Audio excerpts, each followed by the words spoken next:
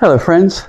Since this is Ryder Cup week and my series of videos here is about Ben Hogan, it's worth mentioning his record in the Ryder Cup. He actually participated in 4 at the end of the 40s, early 50s, twice as a captain, once non-playing, and he played only 3 matches, but he won all 3 of them and never lost the Ryder Cup. He seemed to enjoy partnering with Jimmy Demarais because he did that twice and won on both occasions. So in his wonderful book, The 5 Lessons, he recommended initiating the downswing by rotating the hips. And the illustration by Ravelli demonstrates that he thought quite horizontally, like a carousel. Now, the shoulders, of course, the spine is tilted, even though he was 5'8.5". It was a slight tilt. And so the shoulders are revolving on a slightly more Ferris wheel style of revolution. But his swing was notoriously what they call nowadays flat, which means more like a carousel, less like a Ferris wheel. So he initiated the swing with that rotational movement that was very almost horizontal with his hips.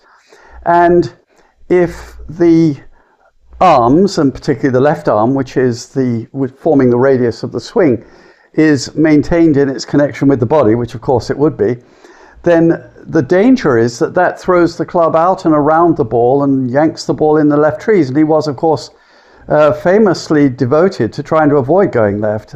And so, along with the idea of rotating the hips to initiate the downswing, there were 2 other features that I think are intimately connected. One of them was that he advocated what they call an in-to-out swing. Now that refers to essentially the activity of the arms and club, where they would approach the ball from this side of the target line, go through the ball and go to the other side of the target line. Now, the feeling of in-to-out had been spoken of by some great champions and authors preceding Ben Hogan, and they spoke more about feeling. I'm thinking particularly of Percy Boomer. Ben Hogan didn't talk about feeling. He just said, sort of as an imperative, you swing into out.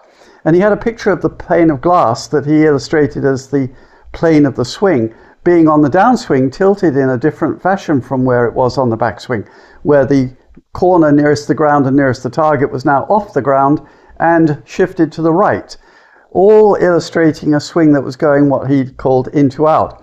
Well, the reason is simple. If your arm follows that spin of the body, then it's going to go around the ball, and the feeling that you're going to attack from more into out is actually countermanding that and balancing the equation so that the attack is correct. And of course, it need be said that when you feel it here, it's already done, because you're already here by the time you feel it. There's a couple of 100 millisecond dwell between what we feel and what has happened. So the third feature that is worth mentioning, and it's quite subtle, is that he, toward the end of the backswing, not even all the way to the end, but as he approached the end of the backswing, he subtly started shifting his weight toward his left toe. He always advocated putting the weight on the heels, and certainly his left heel lifted a fraction off the ground, not a huge amount. But as I mentioned, as he got near the end of the backswing, he started shifting his body toward the left toe and downward. And the reason is this: he was taking the bulk of his body and moving it in that direction subtly so that it would be balanced with this spinning movement.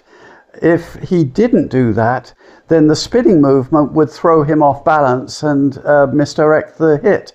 So he was balancing a very subtle equation when he shifted his weight, swung into out, and of course spun the hips to apply force.